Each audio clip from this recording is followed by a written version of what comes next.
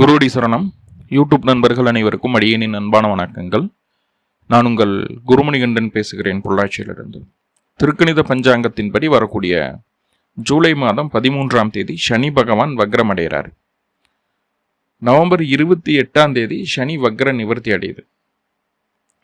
கிட்டத்தட்ட ஒரு 4.5 மாதம் சனி வக்ரகதியில் இருக்கக்கூடிய ஒரு சூழ்நிலை. உங்களுடைய ராசிக்கு 6ஆம் இடத்துல அந்த சனி பகவான் வக்ரமாகிறார்.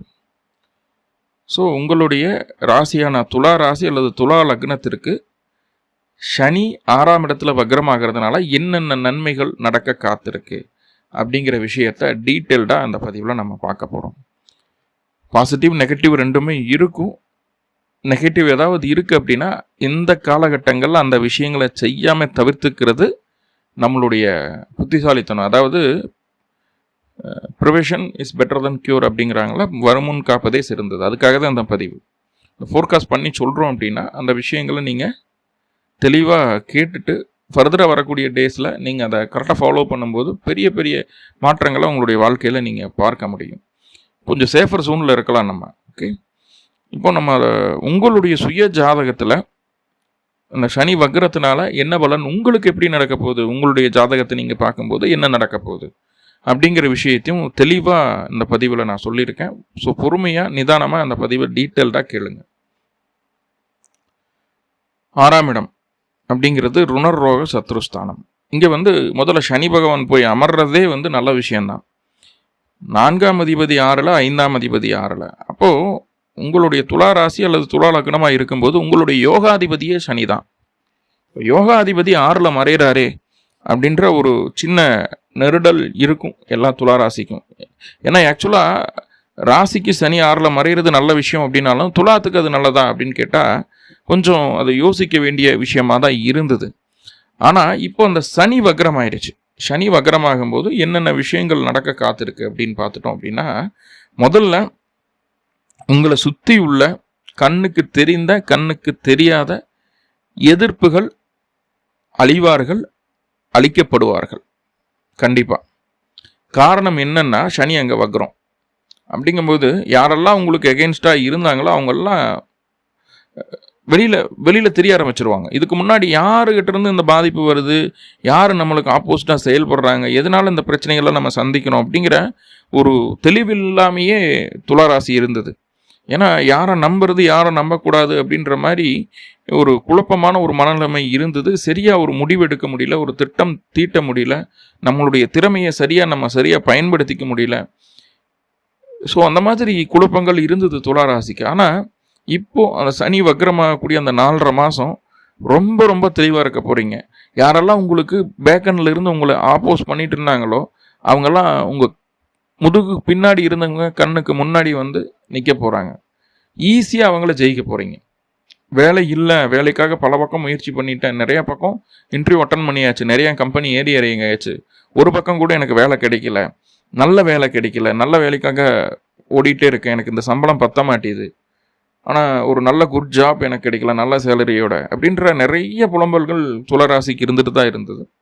இந்த காலகட்டம் இந்த 4.5 மாதத்தில் நம்ம எதிர்பாராத நேரத்தில் எப்போ ஒரு இன்டர்வியூ அட்டன் பண்ணியிருப்போம், அங்கேருந்து கால் லெட்டர் வந்துடும், வாங்க ஃபைனல் இன்டர்வியூ இருக்குது, அதை மட்டும் கம்ப்ளீட் பண்ணிவிட்டு மற்ற ப்ராசஸ் பண்ணிவிட்டு நீங்கள் ஜாயின் பண்ணிக்கலாம் அப்படின்ற மாதிரியான ஒரு லெட்டர்ஸ் எல்லாம் வரும். அப்போது அந்த ஜாபில் ஒரு நல்ல ஒரு மாற்றம், எதிர்பார்க்காத மாற்றத்தை சந்திக்க போகிறீங்க.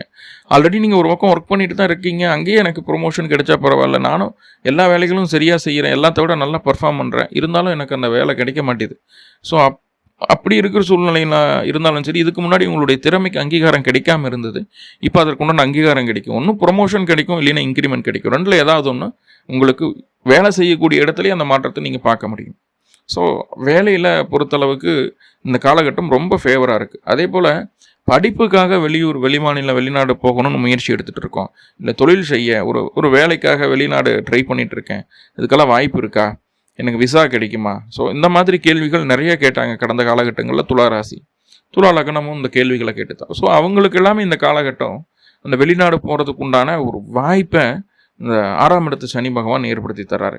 என்ன இங்கே ஒரே ஒரு சிக்கல் அப்படின்னா, வக்ரமாயிடுச்சு அந்த சனி அப்படிங்கும்போது ஒர்க்லோடு அதிகமாகும். எங்கே வேலை செஞ்சீங்கனாலும் ஒர்க்லோடு அதிகமாகும். அப்போ சிம்பிள், ஒரு ப்ரொமோஷன் கிடைக்குது, இன்க்ரிமெண்ட் கிடைக்குது, நல்ல வேலைக்கு ஷிஃப்ட் ஆகிறோம். அப்படிங்கும்போது கண்டிப்பாக அங்கே ஒர்க் ப்ரெஷரையும் ஒர்க் லோடையும் நம்ம சந்திச்சு தான் ஆகணும் இல்லையா? ஆனால் நல்ல வேலை, நல்ல சம்பளம் அப்படின்ற ஒரு அமைப்புக்குள்ளே போயிடும். இன்னொன்று என்ன தெரியுங்களா, கணவன் மனைவிக்குள்ளே அந்த சரியான புரிதல் இல்லாமல் நிறைய மிஸ் அண்டர்ஸ்டாண்டிங் நடந்துருந்தது கடந்த காலகட்டங்களில் துலா ராசிக்கு.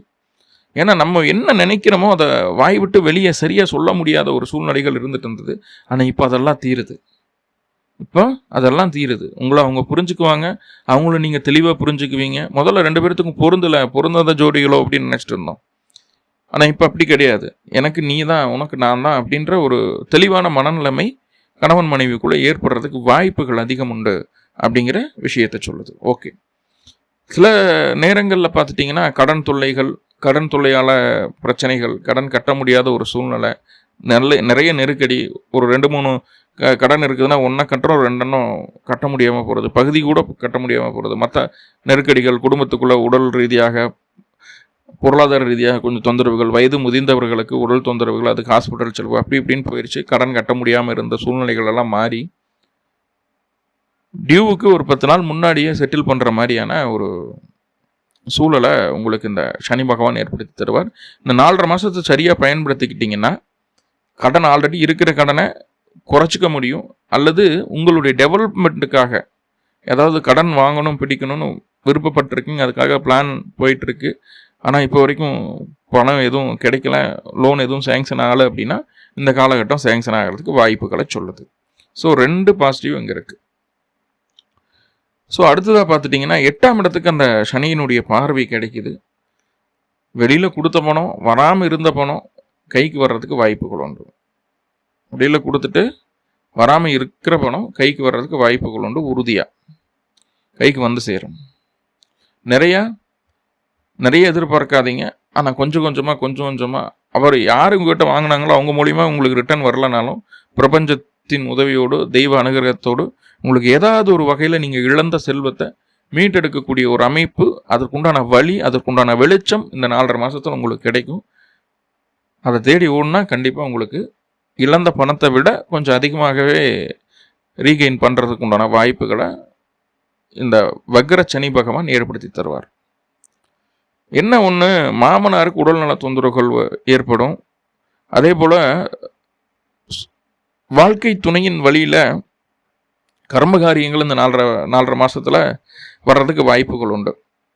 ரொம்ப வயது முதிர்ந்தவங்க நேச்சுரலான டெத்தாக தான் இருக்கும். இருந்தாலும் அந்த பிரிவினையை தாங்க முடியாது. ஏன்னா நம்மளுக்கு ரொம்ப பாண்டிங்காக இருக்கிற ஒரு ஆள், நம்மளுக்கு நம்ம நல்லா இருக்கும்னு நினைக்கக்கூடிய மனுஷி இந்த உலகத்தை விட்டு வெளியில் போகிறதுக்குண்டான வாய்ப்புகளை சொல்லுது. சின்ன ஒரு கஷ்டம் தான் அது இல்லையா? புதிய முயற்சிகளை தைரியமாக செய்வீங்க, நிறைய மாற்றங்களை செய்வீங்க. வீடு, வண்டி, வாகனம் எல்லாம் மாற்றம் செய்வீங்க. குழந்தைகளுக்கு இருந்து வந்த உடல் தொந்தரவுகள் நீங்கும். இது எல்லாமே ஃபேவராக இருக்குது. ஸோ இப்போது அந்த வக்ரச்சனிக்கு உண்டான பலாபலனை பார்த்துட்டோம். நீங்கள் பார்த்துட்டு இருக்கக்கூடியது ஸ்ரீ பாலா அஸ்ட்ரோ டிவி. பேசுகிறது குருமணிகண்டன்.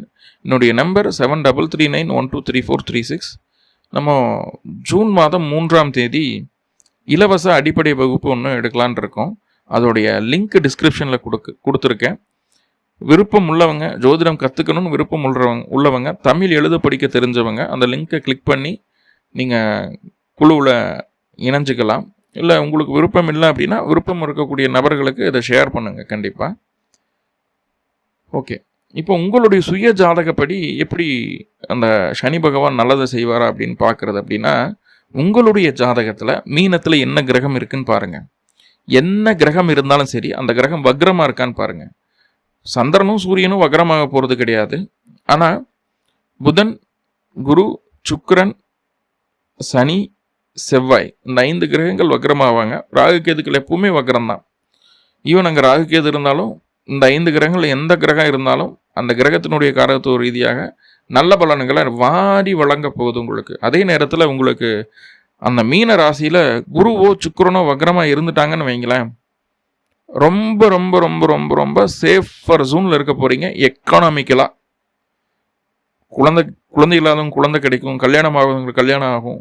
பொருளாதார ரீதியான நல்ல முன்னேற்றங்கள், நல்ல முன்னேற்றங்கள், சந்தோஷமாக இருக்கிறதுக்கு என்ன வழியோ அது எல்லாத்தையும் இந்த வக்ரச்சனி செய்துட்டு போயிடும்.